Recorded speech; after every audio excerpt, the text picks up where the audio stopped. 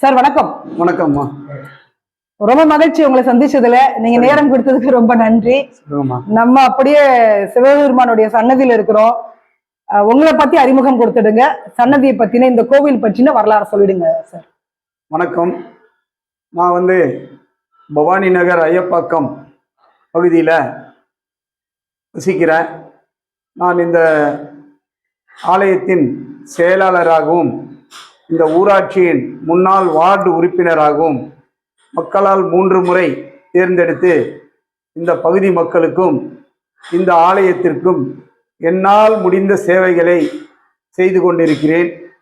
இந்த ஆலயத்தை எல்லா மக்கள் பங்களிப்போடு இதை மிகவும் சிறப்பாக கட்டி முடித்திருக்கிறோம்.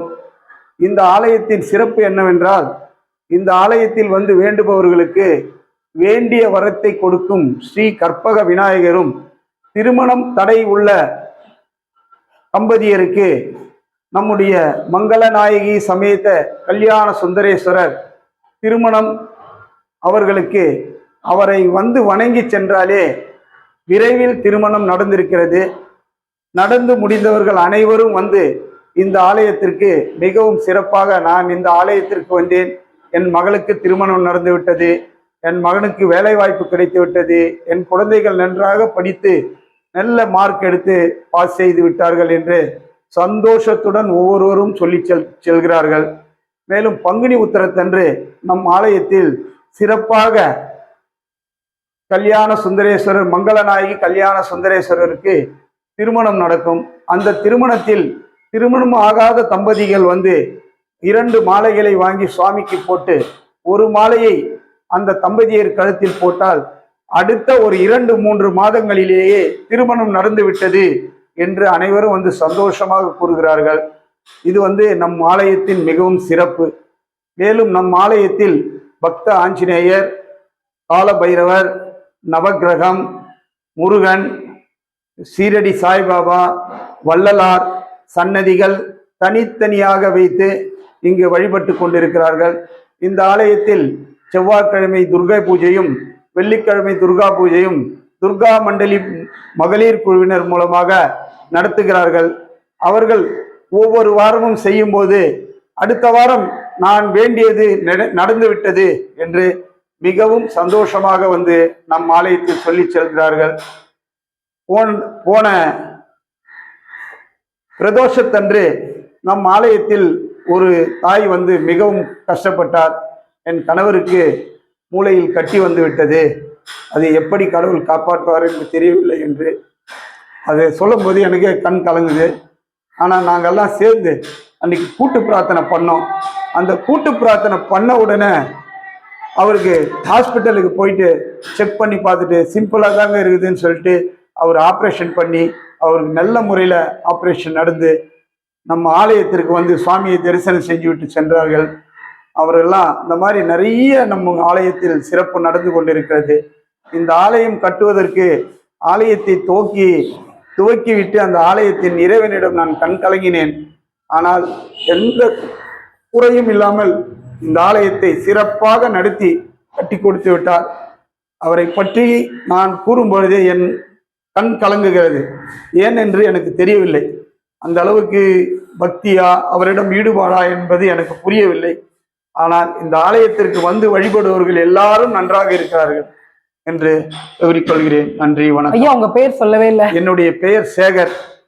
நான் இந்த பகுதியில 15 ஆண்டு காலம் வார்டு உறுப்பினராக மக்களுக்கு சேவை செய்துள்ளேன். நான் 15 ஆண்டு காலம் 3 முறை மக்கள் என்னை தேர்ந்தெடுத்தார்கள்.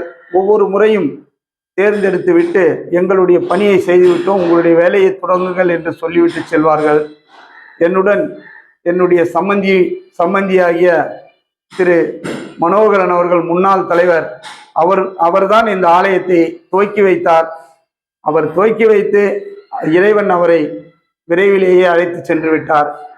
இருந்தாலும் அவர் பணி தொடர்ந்து நடந்து இந்த பணியை நல்லா சிறப்பாக நடத்தி கொடுங்கள் என்று அவர் கூறிவிட்டு சென்றார்.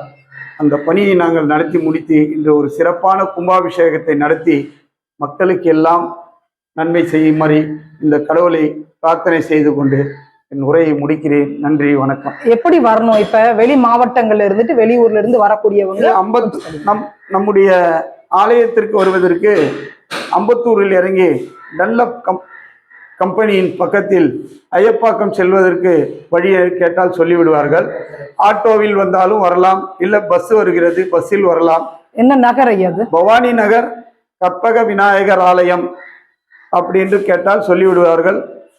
உங்களுக்கு லேண்ட்மார்க் வேண்டுமென்றால் முன்னாள் ஊராட்சி மன்ற தலைவர் ஆவே மனோகரன் வீடு பின்புறம் என்று லேண்ட்மார்க் போட்டால் போதும். நீங்கள் நேராக அவர் வீட்டு பின்புறமே தான் இந்த ஆலயம் அமைந்துள்ளது. இந்த ஆலயத்திற்கு வந்து வழிபட்டு செல்பவர்கள் அனைவரும் நன்றாக இருக்கிறோம் என்று சிறப்பாக வந்து சொல்லும் போது எங்களுக்கு மற்றற்ற மகிழ்ச்சியாக இருக்கிறது. இந்த ஆலயத்திற்கு வரும்போது கற்பக விநாயகர் கோவில் சொல்றீங்க. ஆமா, ஆனா இங்க சிவபெருமான் தான். அவர் வந்து கற்பக விநாயகர் தான் முதல்ல நாங்க ஆரம்பிச்சோம். இந்த கற்பக விநாயகர் ஆரம்பிக்கும் போது எங்களுக்கு ஒரு கால் கிரவுண்ட் இடம் தான் இருந்தது. அந்த லே அவுட்ல கொஞ்சம் எண்டு பிட்டு விட்டு வச்சுட்டாங்க. அதை வந்து அன்றைய சூழ்நிலையில நாங்க அந்த கால் கிரவுண்ட்ல ஒரு சின்னதா ஒரு சன்னதி கட்டி 1994 கட்டணும். அந்த கோயிலை 94 கட்டி இதுவரையில நிர்வாகம் பண்ணிட்டு வந்தோம். எங்களுடைய மக்கள் எல்லாம் எல்லாருடைய ஒத்துழைப்போட சரி, இந்த பக்கத்தில் இடம் ஒரு 1.25 கிரவுண்ட், இது சிவன் சன்னதி கட்டி இருக்கிற இடம், இந்த இடத்த வாங்கணும்னு எல்லாரும் ஒரு முயற்சி பண்ணாங்க. நாங்களும் விடா முயற்சி எடுத்து நாங்க எல்லா மக்கள் பங்களிப்போட இந்த 1.25 கிரவுண்ட் இடத்த கோவிலுக்கே வாங்கிட்டோம். நாங்க ஸ்ரீ கற்பக விநாயகர் ஆலயம் வாங்கி அவர் பேர்லயே பட்டா மாத்திட்டோம். அனைத்து கோயில்களும் வந்து கோவில் இடத்துல தான் குடியிருப்பாங்க. ஆனா ஒரு பட்டா நிலத்தை வாங்கி நாங்க ஒரு கோவிலை கட்டி அந்த அவர் பேர்லயே கற்பக விநாயகர் பேர்லயே பட்டா மாத்தி வச்சிருக்கோம்னா அது மாபெரும் சிறப்பு. ஆனா எங்க மக்கள் எல்லாரும் வந்து எல்லாருடைய கூட்டு முயற்சி தான் இந்த இடத்துல. யாருடைய தனிப்பட்ட ஒரு இதுவும் கிடையாது. அதை வந்து நான் முன்னின்று நடத்தி இதை சிறப்பா கட்டியிருக்கிறேன். நான் கட்டல, அவர் கட்டிக்கிட்டாரு. நான் கட்டல, நான் என்றத வார்த்தையை வரக்கூடாது. எந்த மனிதனுக்கு நான் என்றது வரக்கூடாது. அவர் அந்த கட்டளையை இட்டாரு.